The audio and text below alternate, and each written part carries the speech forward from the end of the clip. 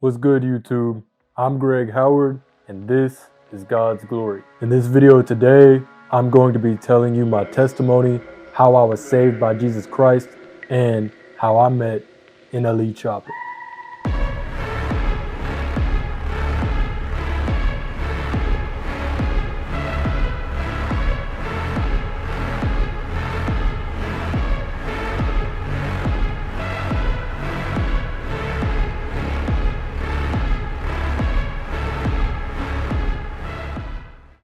But before we start on that part, I'm gonna have to take y'all back to the beginning, the foundation of how it all started. So for me, I had a really blessed upbringing. I was born into an adopted family. I was very well off the way I was raised. The most important part of my foundation was the fact that I was raised in a godly home.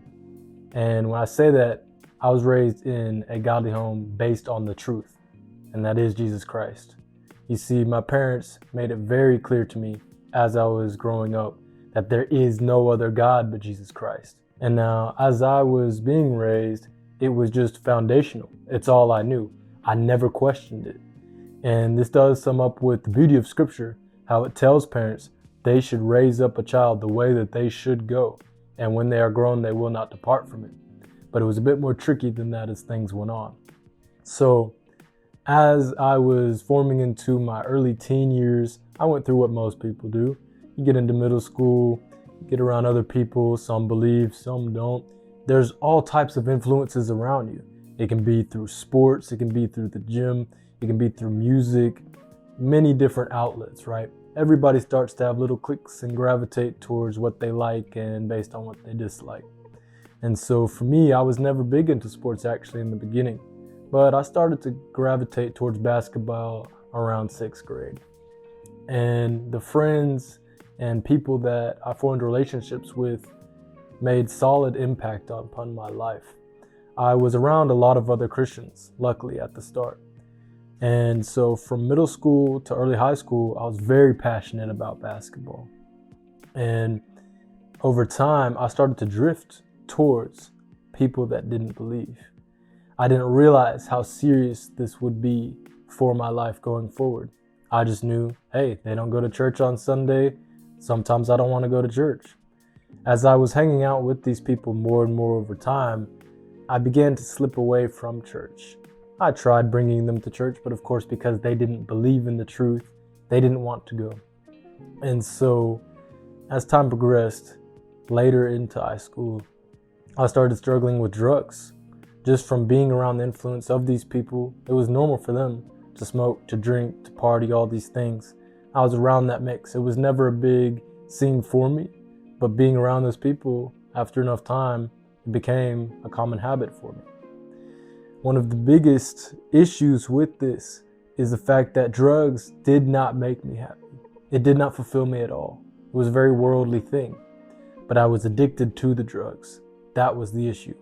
There was the temporary pleasure that the drug would provide, and in the end, you would feel empty. And so you would constantly seek back to the drug to try to get the feeling you had before. And each time, it would decrease and decrease and decrease. And so I became very addicted to lean. And in this time frame, I was still in church, but just not consistently. And consistency is important in everything you do in your life. And what made it even worse was the people at my church were judging me and making fun of me at times when I was on drugs. Now, fair in part, they were right in two places. The judgment.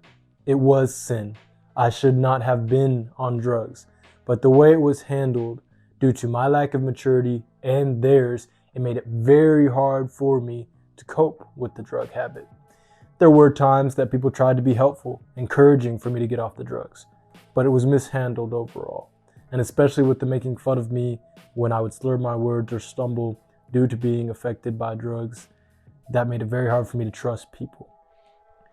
And what really peaked it off was at my senior year in high school. So NLE Choppa went to the same school as the people at my church. This isn't when I met him. But Shot of Flow came out that year. And so the way I saw it was, y'all want to be hypocrites, essentially, right? Because they were very hyped up about this song and all his music. And he talks about drugs, murdering, premarital sex, all the things that we are against as Christians and believers. Fair in part, we're all sinners too, so it is easy to get led astray by these worldly influences that we see.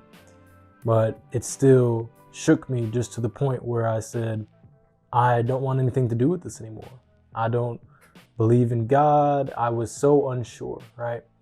So I drew back from church entirely because I could not stand the hypocrisy that they had to truly idolize this man, talking about him every Sunday more than they talked about a single Bible verse, and then to judge me for my drug addiction.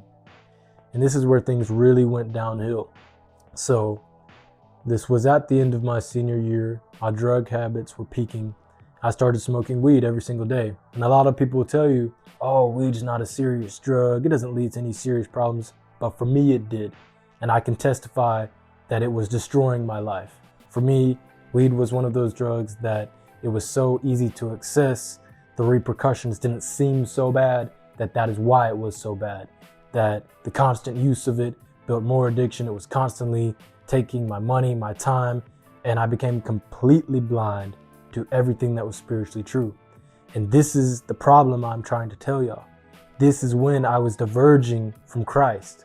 When you diverge from Christ into any other spiritual practice, you are opening yourself to all types of evil.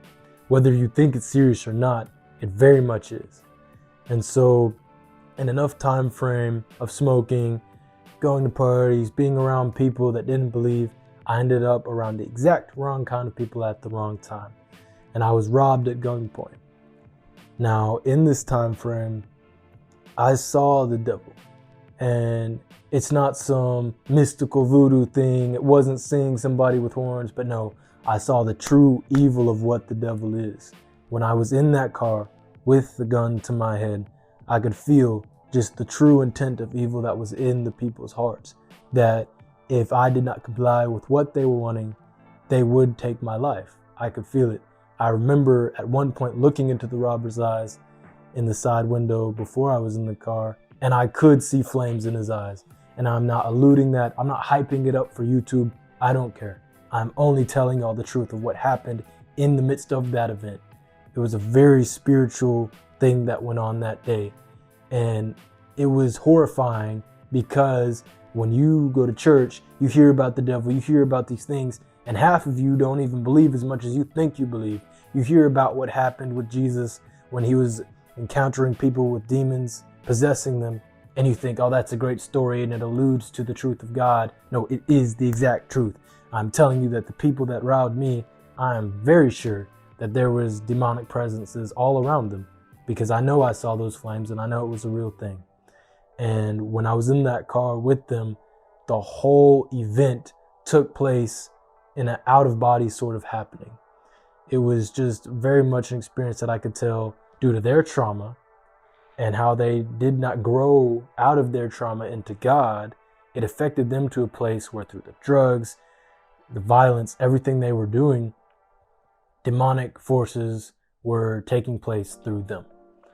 Now, to sum up that whole condensed story, that is what showed me how awful things can be when you diverge from God. And I remember when I was in that car, I was begging Jesus to save me from it, promising him in my soul. It was a very real prayer. I wasn't speaking aloud. I was promising him in my soul, if you take me from this event, I will serve you for the rest of my life. I promise you, God, I see that I have messed up upon my sin. So if you take me from here, I will dedicate my life to you. What happened was, after I got out of that event, I was in a place where I was so out of body, I forgot the prayer I made. And you'd say, well, Greg, how could you forget? For those of you that have been robbed or been through anything like that, some of y'all may understand what it's like to have an out-of-body experience where you're just floating through life and you have no idea how much that can affect you. For those of you that don't understand, you just don't, and that's how it was. Now, this is where the devil really started to lead me astray, because I started hearing all these little rappers talking about how they made these sacrifices, did these rituals to get to where they are now in life. And people like Drake, Future, NLE Choppa himself, all of them were talking about it. I really started studying this because it was intriguing to me, because I was questioning, what is the truth? If God is not the truth, he is. But at the time I was questioning, I said, then what is?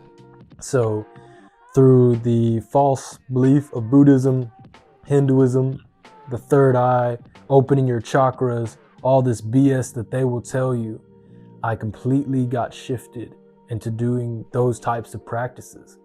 And when I heard about the sacrifices and the rituals that these rappers were doing, I got to a point where I said, I don't want to kill anybody, but I have this anger from this past event, so I'll become a rapper. Because when you add it up, it doesn't make any sense the way they live their lives. I mean, you look at Drake, look at Future, look at Choppa, look at these people. Do you really think they're out there doing these things that they're talking about most days? Most of the time, probably not. Are they sleeping with women, drinking, doing all these things? Yes. But as far as murdering people 24/7, doesn't add up, man. They probably have a fall guy. They probably have other sources that have these things going on in their lives, but it's not as accurate as they would like you to believe, right? So I thought being a rapper is just talking about it. So that's what I'll do. And I'll make my way into that field of things. And as I was going down this path, I became a very different person. I was very cruel to people. I was very rude and arrogant. And I started doing these rituals, promising the devil himself that if he would give me this life of fame, if he would give me an opportunity to connect into this club of people, that he could have my soul in exchange. And I didn't realize just how serious that type of witchcraft is, but it is a very real thing, and it will ruin your life, and you should never do it. And so from there, everything I asked for slowly started occurring in my life, but it also was a lie. It wasn't what I actually wanted. I started ending up around women that found me through my social media platforms, that wanted to be around me. And so I ended up sleeping with them before marriage, and it was a horrible decision. And I know a lot of you, whether you've done rituals or any of that stuff, you may just be sleeping around just in general in regular relationships, what you think are regular relationships. And I promise you, it will destroy your life. You cannot engage in that activity with these women thinking that you're going to get what you need, because Christ calls us to live a life of faith in a covenanted marriage. Because what you're doing when you engage with that woman in that practice, not established in marriage with any patience or knowing each other deeply, you are saying to that person, oh, I don't actually care about you. I just want you for your body. And you may say, oh no, I've never said that to them. You may not say it verbally. By your actions, that is what you were doing when you do that with these women. And I, in going into it, knew that is what I was allowing myself to take part in, but I didn't realize just how serious it was. The damage I inflicted upon the women I was with, the damage they inflicted upon me, that to this day, I still have to heal with God through. And it is a very difficult process. And I'm abstinent now. And I know that I will continue to be until my wife of Christ is presented for me. But I'm telling y'all, when you engage in those practices prior to what God has told you to wait for, you will regret it. It is better that you continue to wait. If you are a virgin now, you should stay as so. Even if there's people that make fun of you for it, it is better that you deal with the scrutiny of their sin than to go into the other path and indulge so far into sin that you cause damage, trauma, and abuse to another person. And it's the same for the females too. Y'all can wait for a good guy to present himself into your lives that actually honors the Lord. You don't have to settle for less than what you deserve. You also have to build yourself up as a woman of God and be deserving of Him. But if you do it prior, you will regret it. And so that is what I saw in that time period, sleeping with those women. But I know how to get out of it because I was still on drugs, rapping. I was so far in that path of just absolute sin, witchcraft, that I just kept going and going and going.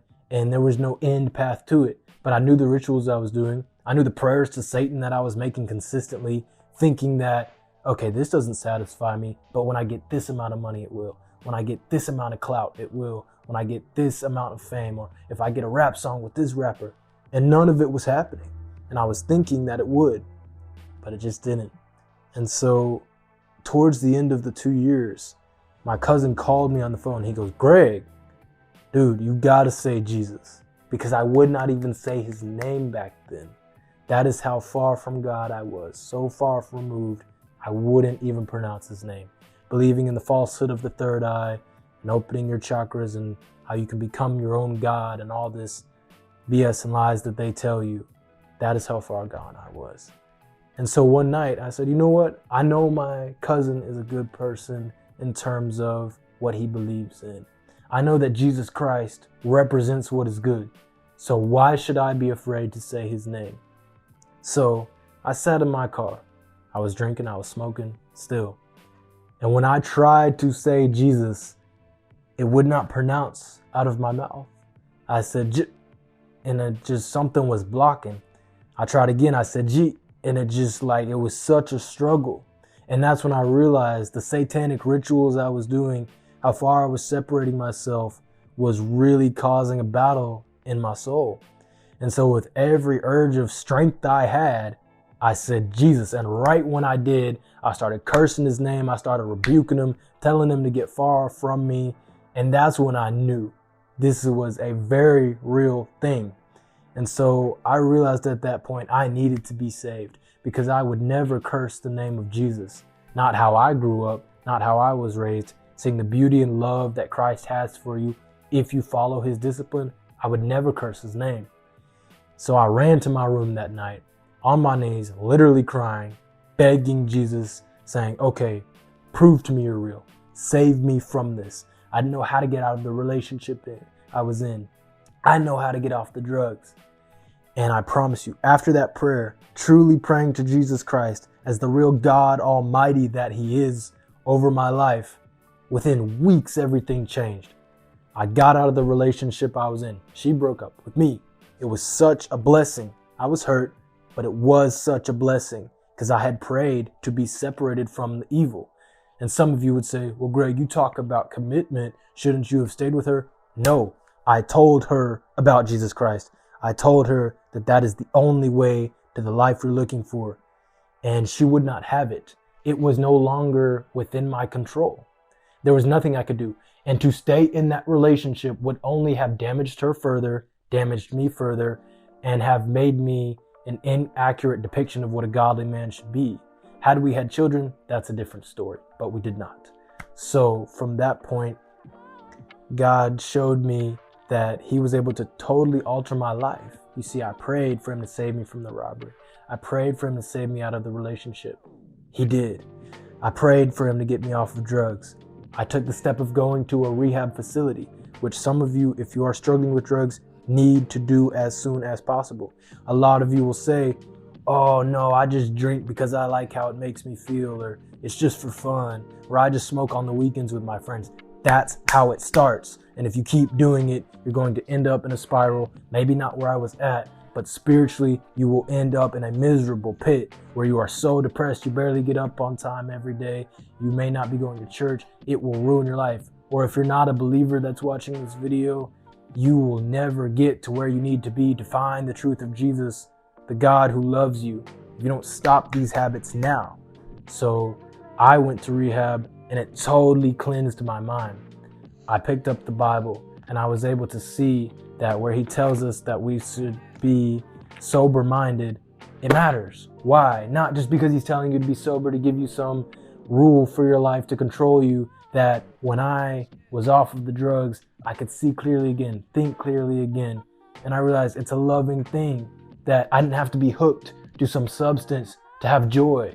I didn't have to be hooked to some substance just to get through the day. My anxiety over time became less and less, and I learned how to control my mind better to handle anxiety.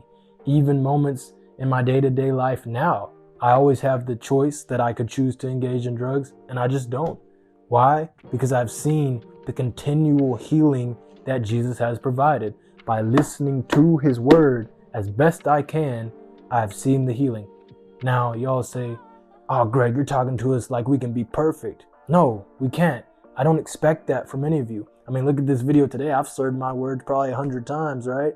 I'm not perfect, nor will I ever be. But what I have seen is that the more I follow Jesus, the the closer I am to the ideal of who I would actually like to be. I treat people with respect. I have an appreciation for those in my life, genuinely. People like Xavier, a man at my church, who actually has more fame than I'll probably ever have. He's in a movie right now, but it's not about that. I appreciate him because he's encouraged my faith and encouraged my growth with God. And appreciation for people like Derek, who has helped me to make a YouTube channel, and seeing how his dedication to camera work and working hard in that craft has made this such an easy process, right? And my cousin, the one who told me to say Jesus that day, if he had had the selfishness not to check in on me and to say, Greg, you've got to get back on the right path, who knows where I would be? So that is what I'm telling you. By constantly healing with God, your heart will renew. Your whole self becomes new in Him. You will be spiritually born again into Him. And now that is the whole process of how I was saved. So as far as NLE Choppa, Bryson Potts, I was at a restaurant after I had been saved probably a few months ago. And he was there and my friend was there and he called me. He's like, dude, you won't believe it. He's here.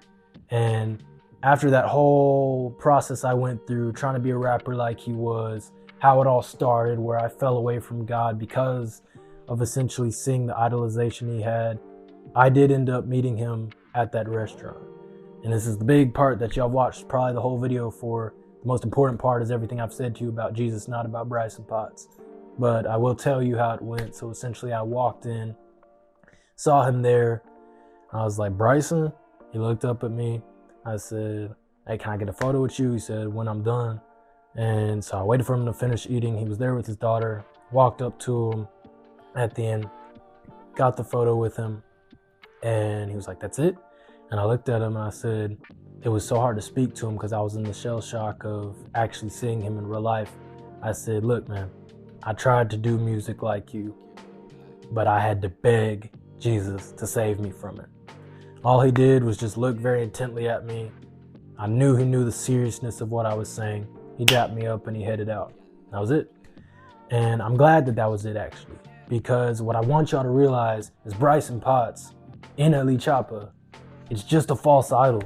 He's not a true man. He's not a man of God. He is a heathen. He is a worshiper of the devil by everything he stands for. And it's not that cool. There's not much to it. I'm not famous. He ultimately isn't more famous than y'all make him to be in your lives. And everything that y'all idolize him for is stuff that will destroy you. He has a daughter named Clover, I believe. It's terrible what he's doing. I mean, he's advocating murdering people, advocating sleeping with all these women, abusing women, and he has a daughter. So Bryson, if you ever see this video one day, I would hope that you would realize what you're doing is extremely wrong and extremely sick. I'm not better than you. I'm a sinner too. I have, however, committed my life to Christ.